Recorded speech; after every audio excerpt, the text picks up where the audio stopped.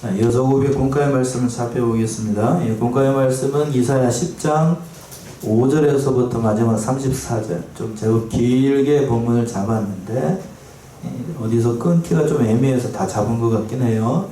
말씀의 제목은 아수르의 심판과 이스라엘의 남은 자, 이렇게 말씀의 제목을 잡았는데 5절부터 19절까지는 하나님께서 아수르를 심판하시겠다라고 말씀하신 대목이고, 그런데 그 중에서도 이스라엘의 남은 자를 구원하겠다는 것이 20절과 27절, 그리고 그 마지막으로 28절과 34절은 권능의 하나님께서 당연히 아수르도 멸망을 시킬 것이다, 배임을 당하게 될 것이다 라는 것이 세 번째 대제에 나타났습니다. 자, 첫 번째 대제로 와서 아수르를 하나님께서 심판하시겠다라고 했는데, 하나님은 아수르를 막대기로 사용하셨어요. 5절 보시면 5절, 화 있을진저 아수르 사람이요 그는 나의 진노의 막대기요 그 손의 몽둥이는 나의 분함이라. 화 있을진저 아수르 사람이요.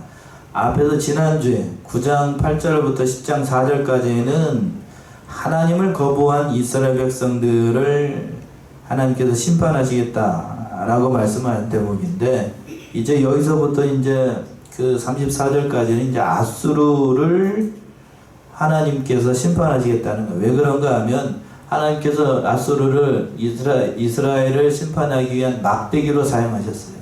그럼 막대기를 사용하시면 하나님께서 쓰신 만큼만 그 말씀대로 심판의 도구로 이렇게 해야 될 것인데, 그들이 자신의 신분을 망각하고 교만하게 나가니까 하나님께서 아수르도 심판하실 것이다 라고 말씀하는 대목이에요. 근데 그는 나의 진노의 막대기요. 이 아수르는 하나님께서 이스라엘을 깨우치기 위한 하나님께서 진노의 막대기로 사용을 하신 거예요. 그러니까 아이들이 말을 안 들을 때, 요즘 그렇게 못하지만 회초리 때리는 것처럼 막대기로 아수르를 하나님께서 사용하신 거라고요. 그러니까 하나님은 사람이든지 아니면 피조물이든지 다른 이방 세력이든지 모든 것을 하나님의 주관과 뜻 안에서 다 사용을 하시는데, 여기서 중요한 사실을 우리가 깨닫습니다. 하나님 편에서 우리가 이용을 당합니다. 좀 표현하면, 그러니까 저는 뭘로 사용이 되는 거죠? 성도 중에서 특별히 목사로 사용을 당하는 거예요. 그렇죠? 예.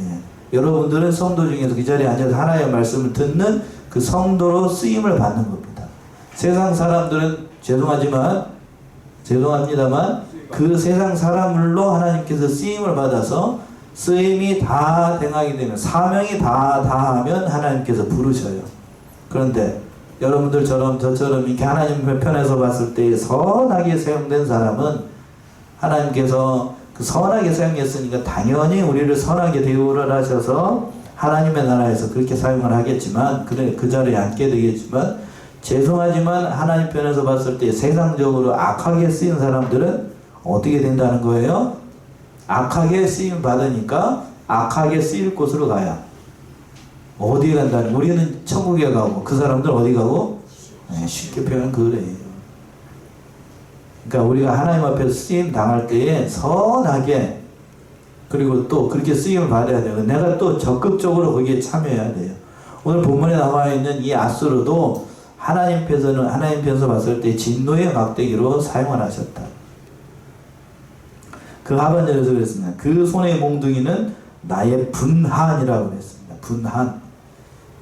분노라는 뜻도 되는데, 이 말의 뜻은 히브리 원래 뜻이 뭐냐면, 본래의 뜻이 입에서 거품을 문다는 거예요.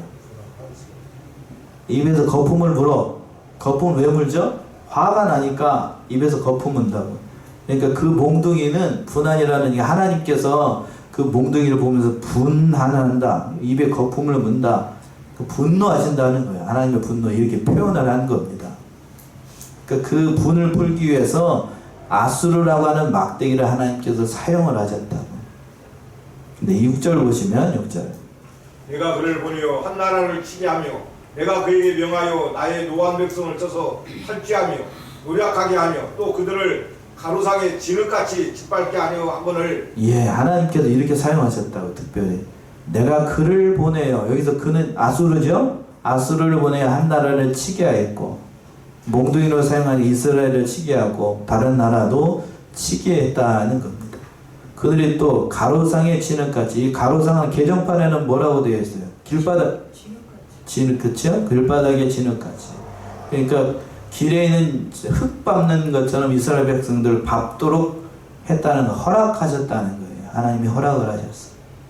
세상에 일어나는 모든 일들도 하나님의 주권과 섭리 가운데 허락하신 거예요. 악하게도 허락하시고 선하게도 허락하셨는데 허락하신 거예요.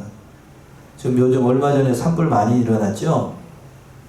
뭐 누가 불을 냈다, 무슨 세력이 있다, 전 거기까지 얘기하고 싶지는 않고, 그것도 하나님께서 허락하신 거예요. 이렇게 얘기하기가 조금 그런데, 악하게 하는 것도 하나님께서 허락하신 거라고. 그러나 그 악한 것에 대해서 하나님께서 반드시 어떻게 하신다고요?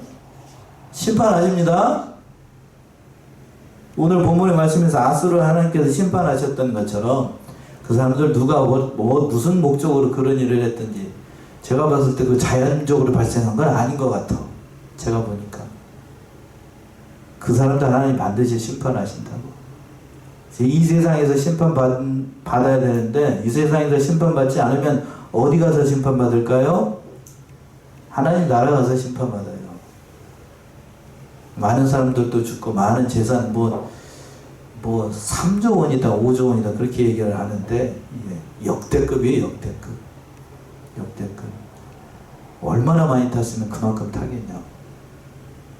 그러니까 그러한 악한 것도 하나님께서 심판하신다.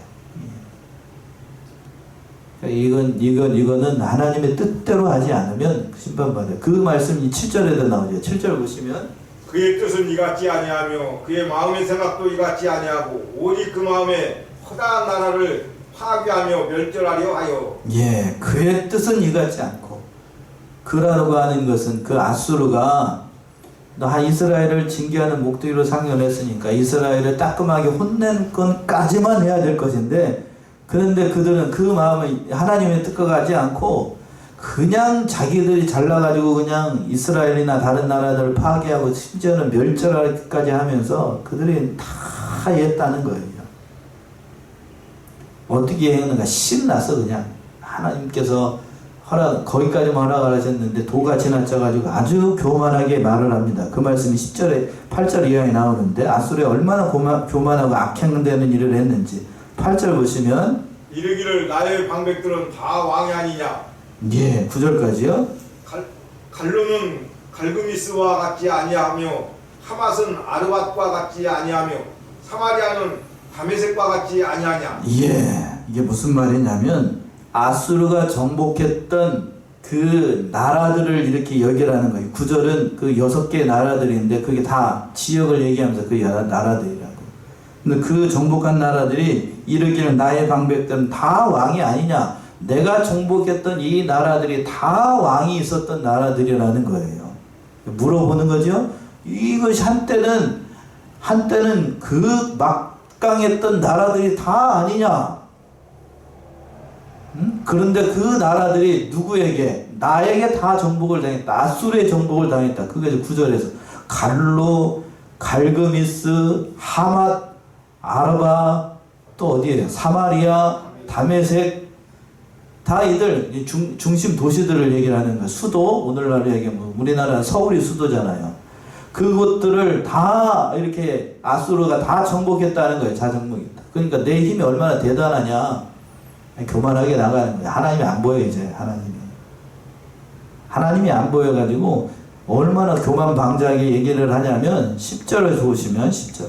내 손이 이미 신상을 섬기는 나라에 미쳤나니 그 조각한 신상이 예루살렘과 사마리아의 신상보다 우승하였느니라. 예, 하나님이 허락하신 것인데 이게 교만방자해가지고 뭐라고 얘기를 하냐면, 내 손이 이미 신상을 섬기는 나라에 미쳤나니 그 조각한 신상이 어디에도 미친다고요? 예루살렘과 사마리아의 신상보다 우승하다. 개정판은 아마 뛰어나다고 되어 있죠? 예. 이게 뭔 말인가 하면, 내가 섬기는 신, 예? 그 조각한 신상이라고 하는 것은 그 아수르의 신이 예루살렘과 사마리아에 있는 신보다 뛰어나다는 얘기예요. 그러니까 내가 믿고 내가 의지하는 그 우상이 누구보다 더 뛰어나다는 거예요. 여호와 하나님보다 뛰어나다는 얘기입니다. 그 앞에 절에서는 내 손이 이미 그 신상을 섬기는 그 앞에 있는 나라들 있잖아요. 9절에 있는 6개 나라들도 나름대로 다 신을 섬겼다고. 그런데 내가 믿는 신이 그들을 다 이겼으니까 이스라엘에 있는 예루살렘과 사마리아에 있는 신도 별거 아니다는 얘기죠.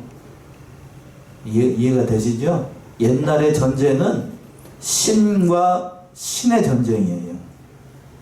군대끼리 싸우지만 옛날에는 신과 신이 싸운다고. 그러니까 이스라엘이 믿는 신이 더 세냐 아니면 아수르 왕이 믿는 신이 더 세냐 붙어가지고 전쟁을 했는데 이스라엘이 이기면 여호와가 이긴 거고 아수르가 이기면 누가 이기는 거예요? 자기가 믿는 신이 이기는 거라고. 그러니까 내가 믿는 신이 더 뛰어나다고 얘기를 한 거예요. 그렇게 얘기를 한 거라고. 또 11절 보시면 11절 내가 사마리아와 그 신상에게 행함같이 예루살렘과 그 신상에게 행치 못하겠느냐 하도다. 예, 교만방자하게 나가는 거죠. 내가 사마리아와 그 신상에도 행한 것 같이 사마리아는 북쪽에 있는 이스라엘의 수도가 사마리아예요. 그 신상들에게 했던 것. 그러니까 사마리아는 종교적으로 타락을 했어요. 북이스라엘은 타락했어요. 그래서 그 송아지를 뭐 이상한 우상을 만들어 놓고 그게 하나님이라고 해가지고 섬겼던 게 북이스라엘 타락한 이스라엘은 타락했다. 북이스라엘은 타락했어. 그래갖고 신상을 이 하나님같이 한다는 거는 그들이 북이스라엘이 하나님을 섬긴 하나님은 뭐 모습이 있어요 없어요? 성전에 들어가게 되면 뭐가 있어요 없어요? 없어요 없어. 아무것도 없어. 아무것도 없다고. 아무것도 없어. 그런데 다른 이방 나라들은 신전 안에 들어가게 되면 뭐가 다 있어요? 신상이 있어요. 내장사에 가게 되면 내장사 저기 딱 안에 절간 안에 들어가게 되면 뭐가 딱 있다고요? 불상이 있는 것처럼. 근데 교회 안에는 딱 들어가면 뭐가 있어요 없어요? 아무것도 없어. 의자만 앉아 있고 강대상만 있고. 우리 교회는 십자가가 있긴 합니다만 정통 장로교는 앞에 단상에 십자가가 있어요 없어요? 없어요. 저도 떼어버리고 싶습니다만 계속 붙어 있으니까 그렇게 할 수는 없고. 그래서 장로교에서는 이 십자가도 쓰잖아요. 십자가가 뭐가 될 수 있으니까? 우상이 될 수 있으니까. 우상이 될 수 있으니까. 그래서 없어요 없어. 본래 이건 안 하는 게 맞는 거라고. 그러니까 그런데 북쪽에는 본문 돌아와가지고 근데 사마리아와 그 신상에게 행했다는 얘기는 사마리아는 타락했다고. 그러니까 그거 안에 들어가게 되면 성전 안에 들어가게 되면 신상이 있었어. 그 신상을 깨부셔버렸다고 아수르가. 그러면서 예루살렘과 또 그 신상에게도 행치 못하겠느냐. 예루살렘 성전에 들어가게 되면 그 신상이 있을까요 없을까요? 예루살렘은 없지요. 없어. 이렇게 생각을 잘못 생각하고 있는 거예요. 그러니까 자기들 수준에서 하나님을 평가를 하고 하나님이 어떠한 분인지를 모르니까 이 오만방자하게 이런 말을 하는 겁니다. 자, 그리고 12절 보시면 12절 이러므로 주 내가 나의 일을 시온산과 예루살렘에 다 행한 후에 아수르 왕의 완악한 마음에 열매와 높은 눈에 자랑을 벌하리라. 예, 이렇게 오만방자하게 나가니까 하나님께서 말씀한 이러므로 주 내가 나의 일을 시온산과 예루살렘에 다 행한 후에 아수르 왕의 완악한 마음의 열마 높은 눈을 자랑을 버려버리겠다. 그 아수르를 통해서 하나님께서 행한다는 얘기는 아수르를 통해서 시온산과 예루살렘을 이게 징계하시고 난 다음에 그 일이 끝나면 아수르도 하나님께서 심판하시겠다는 거예요. 꺾어버릴 것이다 하는 얘기입니다. 막대기를 회초리를 그 어린 아이들 초나를 하고 난 다음에 족대 중에 그 한 번 때린 회초리는 다 꺾어버리는 것처럼 그렇지 않은 분들도 있긴 한데 꺾어버려야 돼요. 다시 이런 걸 쓰면 안 된다는 걸로. 그러니까 그렇게 하시는 것처럼 하나님께서 이 아수르를 그렇게 사용하시겠다는 거예요. 13절 14절 보시면 그의 말에 나는 내 손의 힘과 내 지혜로 이 일을 행하였나니 나는 총명한 자라 열국의 경계를 옮겼고 그 재물을 약탈하였으며 또 용감한 자같이 위에 거한 자를 낮추었으며 나의 손으로 열국의 재물을 얻은 것은 새 보금자리를 얻은 같고 온 세계를 얻은 것은 베어버린 나를 주음 같았으나 날개를 치거나 입을 벌리거나 지저귀는 것이 하나도 없었다 하는도다. 예, 그의 말에 여기서 그의 말이라고는 아수르 왕의 말이라는 얘기예요. 아수르 왕이 뭐라고 얘기를 하는가 한번 잘 들어보세요. 나는 내 손의 힘과 내 지혜로 이 모든 일을 행했다. 하나님 도와준 거 아니고 내가 다 했다고. 내가. 이렇게 돼요. 사람이 교만해지면 자기가 믿고 의지하는, 처음에는 이러지 않았을 거라고. 근데 이제 자기가 또 뭔가를 한 것 같으면 내가 나옵니다. 내 소리가 여기서 계속 나와요. 내 손의 힘과 내 지혜로 일을 행했고, 그러면서 또 뭐라고 그럽니까? 나는 총명한 자라. 갈수록 태산이네. 열국의 경계를 얻었고 그 재물을 약탈하였으며 또 용감한 자같이 그 위에 거한 자를 낮추었으며, 또 여기서 또 낯소리 나오네. 나의 손으로 열국을 얻은 것은 새의 보금자를 얻은 것 같고 또 온 세계를 얻은 것은 내어버린 알을 줍는 것 같다. 여러분, 저는 악동이라서 이걸 해본 적이 있습니다. 이 나무에 그 새 둥지가 있으면은 그 새 알을 꺼내는 거, 이거 쉬운 일이에요, 어려운 일이에요? 어렵다라고 하면 안 돼요. 자, 계란, 여러분 다 길러보셨죠? 그 계란 꺼내러 갈 때 닭 둥지에서 계란 꺼내는 거, 그거 어려운 일입니까? 쉬운 일입니까? 쉽죠. 가서 그냥 죽기만 하면 되는데 뭐.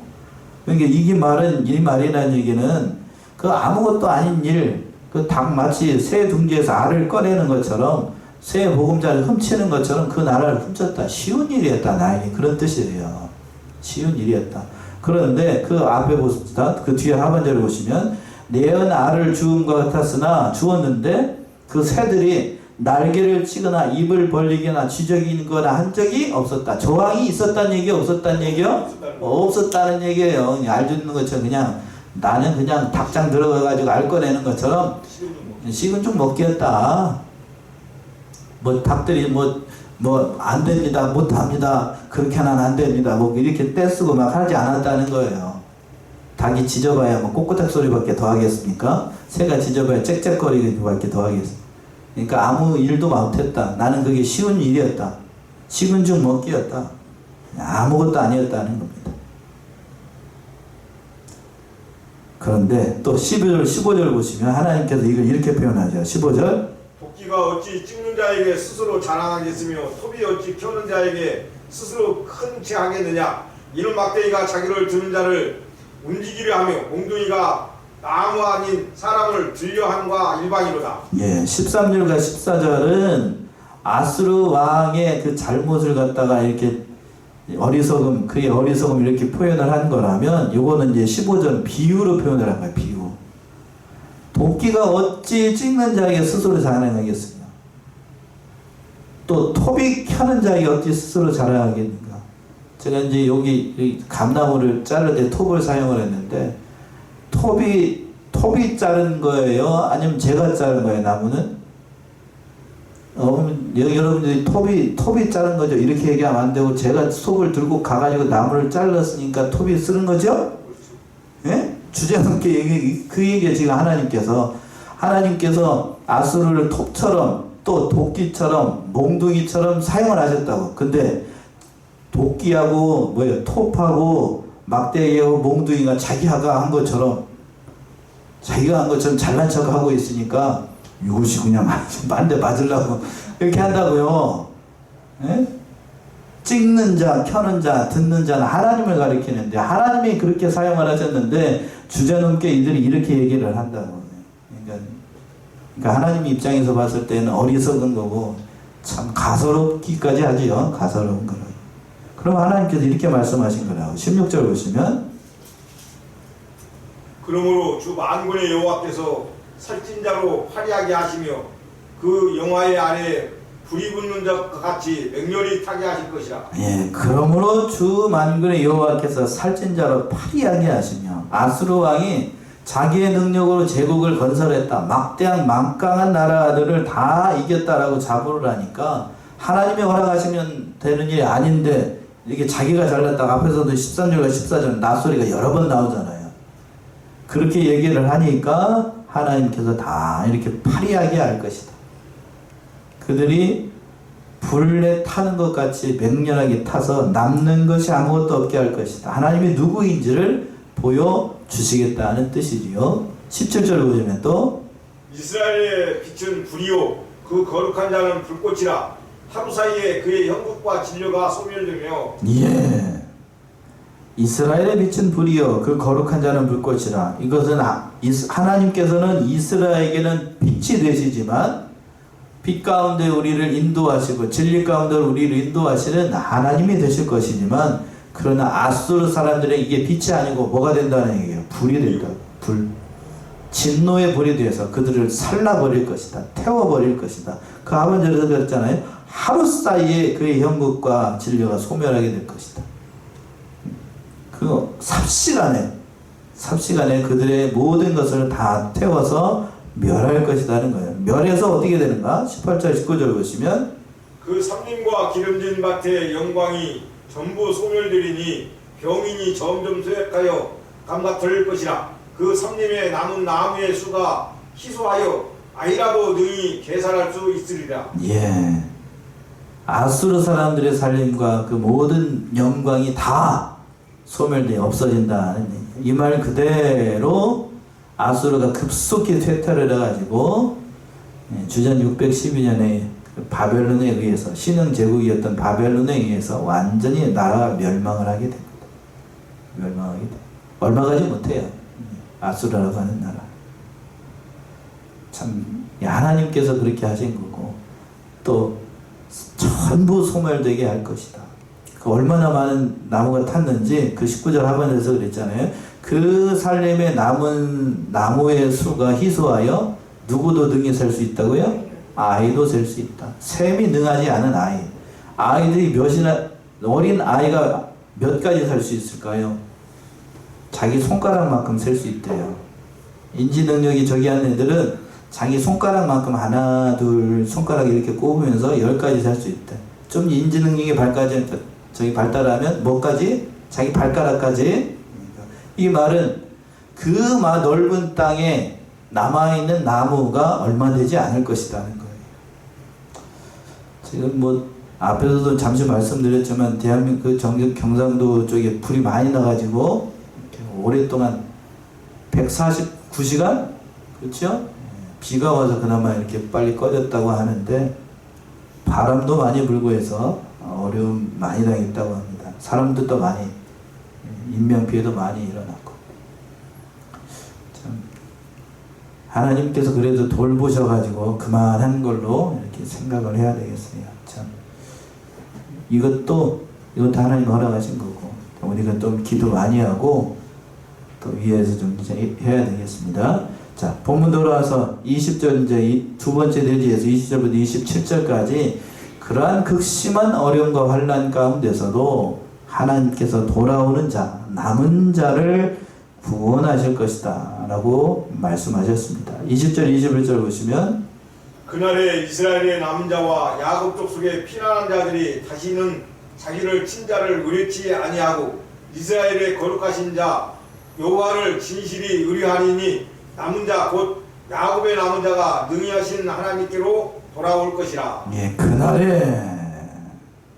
특별히 정한 날에 그날 얘기하는데 이건 문맥상으로 아수르의 심판이 임하는 날이죠. 그날에 이스라엘의 남은 자, 야곱의 피난한 자가 다시 남게 될 것이다. 이거는 역사적으로는 하나님을 의리 끝까지 믿음 변치 않고 남아있는 유다의 백성들, 이스라엘의 백성들을 살려주시겠다는 거고 또 돌아온 자들, 진심으로 아무나 날려주는 게 아니고 끝까지 변치 않은 사람들, 믿음 잘 지킨 사람들, 진실하게 하나님 편에 섰던 사람들 하나님께서 살려주시겠다는 거예요. 남은 자, 돌아오는 자, 그들을 하나님께서 살펴주시겠다. 그래서 성도가 하나님의 백성이 하나님 의지하지 않고 세상 세력을 의지하고 되면 결국 남는 건 아무것도 없어요. 하나님의 징계를 경험하게 되고 그걸 통해서 손해만 임하게 된다는 사실을 우리가 좀 깨달아야 되겠습니다. 제가 오늘 말씀을 이렇게 묵상을 하면서 생각이 드는 건 그래도 하나님께서 이스라엘을 사랑하신다 하는 사실을 우리가 깨달을 수 있어요. 깨달을 수 있어요. 22절 23절 보시면 또 이스라엘이여 내 백성이 바다의 모래가 될지라도 남은 자만 돌아오리니 넘치는 공의로 회멸이 작정되었습니다. 이미 작정되었은즉 주 만군의 여호와께서 온 세계 중에 끝까지 행하시리라. 예, 끝까지 행하시리라. 참 어떤 의미에서 보겠으면 참 무서운 말씀이기도 하고 바다의 모래같이 많을지라도 하나님은 그걸 보지 않는다. 사람이 많고 적으면 보지 않고 하나님께 전심으로 돌아오는 자 그들을 하나님께서 구원해내시겠다는 거예요. 오전에 그랬죠. 이 나귀를 타고 예루살렘 성으로 입성을 할 때에 그 수많은 사람, 성경 주석학자들은 그때에 유월절을 지키기 위해서 거기에 모였던 사람 200에서 300만이라고 얘기했는데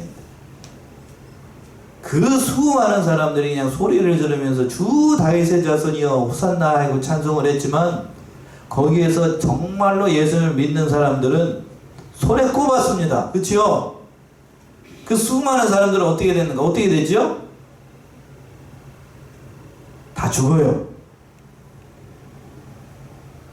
그래서 뒤에 가서 보시게 되면 예수님이 울잖아요. 성전을 보면서 울어. 엄청난 사람들이 죽게 될 걸 내다보시고 그 말씀 그대로 이루어지게 되고 예수님이 십자가에 잡아 죽인 대가로 이스라엘 민족은 나라 없는 민족으로 2000년 동안 전 세계를 떠돌고 예루살렘 성전과 예루살렘 성이 함락이 될 때에 110만 명이 거기에서 몰살을 당하고 수많은 사람들이 노예로 잡혀가게 되고 1, 2차 세계대전을 통해서는 엄청나게 많은 사람들 신들러 리스트에 따르게 되면 뭐 600만이 죽었다 700만이 죽었다 그렇게 얘기하잖아요.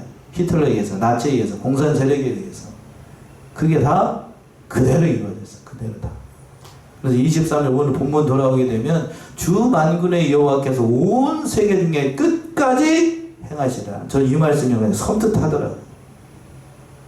어디까지 행하신다고? 끝까지. 무섭잖아요. 무섭다고. 정말 무서워요. 회개하고 돌아올 때까지 하나님은 사정 봐주지 않아요. 다른 한편으로 보게 되면 하나님이 어떠한 분이신가를 깨닫는 거고 하나님께서 이스라엘을 바로 세우기 위해서 하나님의 택한 백성을 바로 세우기 위해서 하나님은 우리를 끝까지 포기한다 안 한다? 안 하신다는 얘기예요. 안 하셔요. 하나님의 성품이 그래요. 하나님의 성품이. 하나님의 성품. 그러니까 제가 이제 성경을 연구하면서 느낀 건 그 알미니안처럼 이렇게 믿는 그런 얄팍한 믿음이 아니고 칼빈이 얘기했던 게 맞아요. 궁극적인 구원. 끝까지 하나님께서 우리의 백성, 택한 백성을 포기하지 않으시는 하나님의 그 섭리와 주권.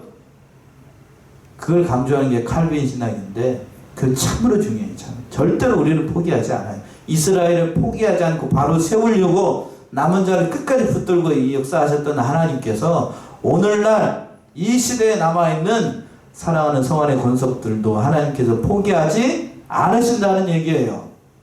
근데 포기하지 않는다라고 할 때에 우리를 바로 세우기 위해서 포기하지 않는 거예요. 믿으십니까? 바로 세울 때에 하나님께서 때로는 좋은 일로 하나님께서 우리에게 주실 수도 있지만 복으로 주실 수도 있지만 바로 하지 않으면 어떻게 가신다고? 때로는 앞에서 그랬습니다. 몽둥이로 어떻게 하실 수도 있다는 개념. 징계하실 수도 있다는 얘기입니다. 그런 의미예요. 그런 의미. 조용해지네요. 징계하신다니까. 그렇게 해서라도 우리는 하나님 편에서 봤을 때 바로 세우기 위해서 그렇게 하신다고요. 그게 하나님의 뜻이에요. 하나님의 사랑이고 그 하나님의 사랑을 이렇게 표현을 한 겁니다. 그러면서 그것만 얘기하면 안 되니까 하나님께서 그 백성을 또 위로하시죠. 24, 25절이죠. 주 만군의 여호와께서 가라사대 시온에 거한 나의 백성들아 아수르 사람이 애굽을 본받아 막대기로 너를 때리며 몽둥이를 들어 너를 칠지라도 그를 두려워 말라. 내가 불구에 내게는 분을 그치고 노를 옮겨 그들을 멸하리라 하시도다. 예, 위로하시는 거죠. 위로. 몽둥이로 들어 너를 칠지라도 그들을 뭐하지 말래요. 두려워하지 말라고. 맞을지라도 그게 하나님의 정정한 뜻이 아니고 너를 바로 세우기 위한 거니까 그들을 두려워하지 말고 하나님 바라보면서 하나님께서 끝까지 너희와 함께 하신다는 사실을 바라보라는 거예요.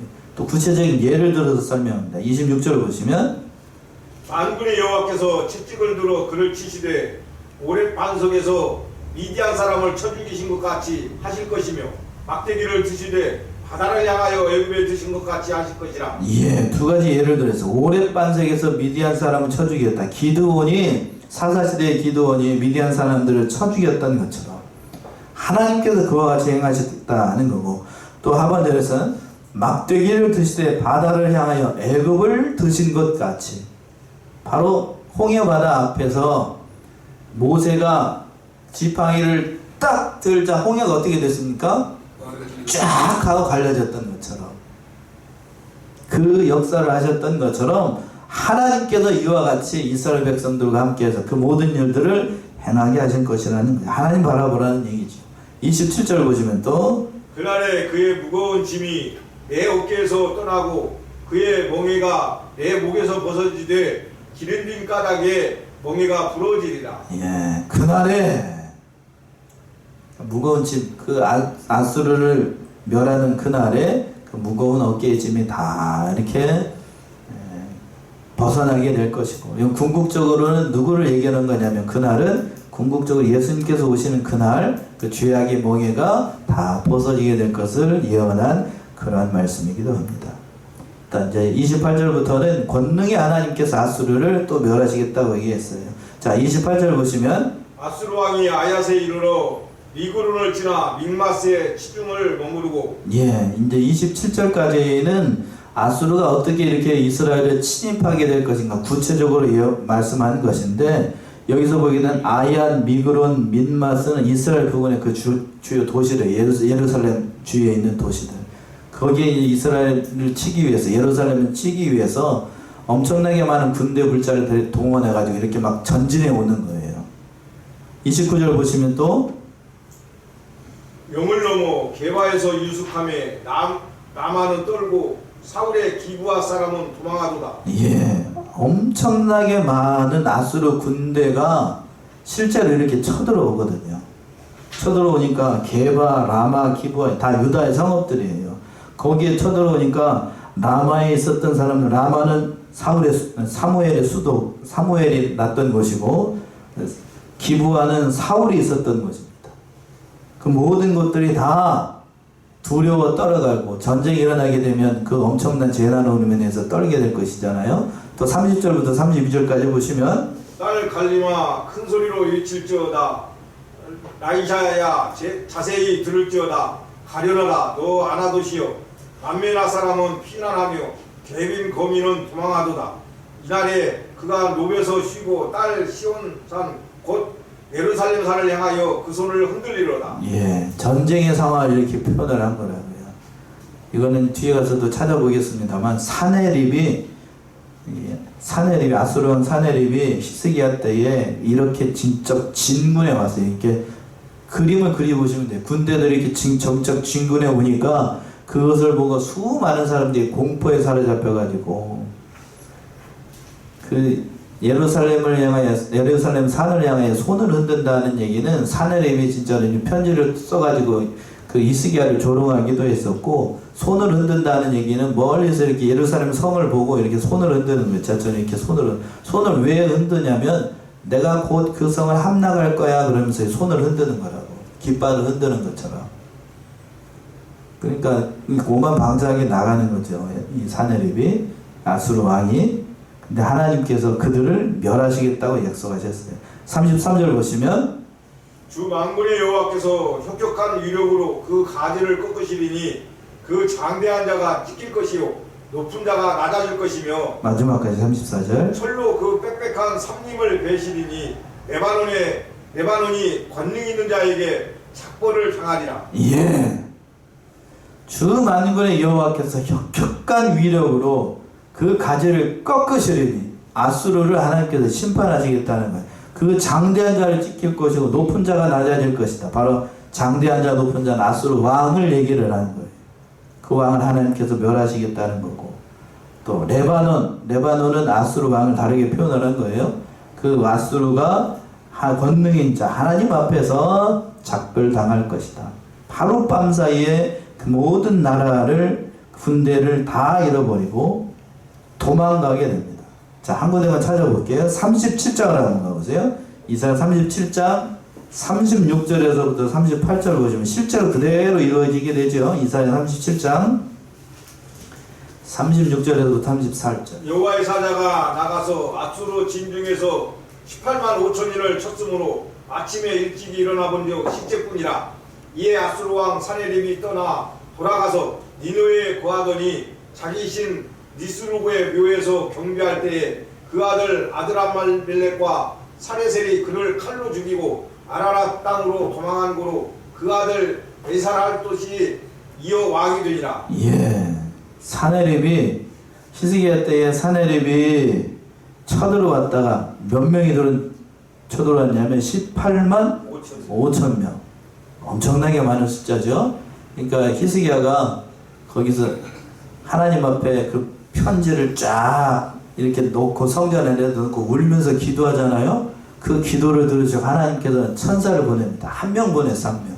하룻밤 사이에 그 많은 사람들 싹 다 죽였어요. 그 군대를 다 죽이고 난 다음에 사내림이 안 뜨거라 하고 니네를 도망가게 되는데, 그래서 도망갔다가 자기가 심기는 그 신전 안에서 경배를 드리다가 자기 아들들 두 사람에 의해서 반란이 일어나가지고 그를 죽였습니다.